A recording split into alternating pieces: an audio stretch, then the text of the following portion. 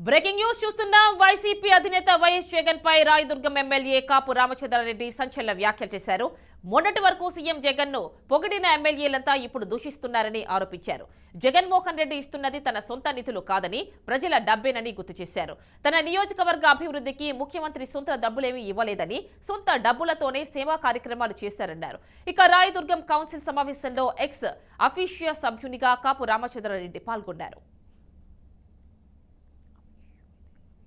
సమస్యలు నేను సాల్వ్ చేశాను.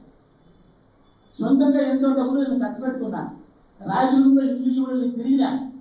నేను తిరిగిన ఇల్లు రాయదుర్గంలో తిరిగి ఉండడానికి ఎవరికి సాధ్యం కాదు. ఆ రోజు పుట్టపతోటని ల్యాండ్ అడ్మిషన్ పెండింగ్ ఉంటే డబ్బులు ఎవరు తెప్పించింది? జగనన్న డబ్బులు ఇచ్చేది ఎవరు కాదంటారా? జగనన్న కూడా ఇస్తారు. జగనన్న ఇచ్చేది ఆంధ్రప్రదేశ్ ప్రభుత్వం. జగనన్న నాకు మీకన్నా ముందు నాకు పరిచయమే, అందరికన్నా ముందే పరిచయమే. నేను ఆ రోజుల్లోనే రాజీనామా చేసి జగనన్న కుటుంబం కోసం వచ్చినండి. మీకు ఎక్కువ పరిచయమా, జగనన్న నాకు ఎక్కువ పరిచయమా? మీకు దగ్గర నాకు దగ్గరనా?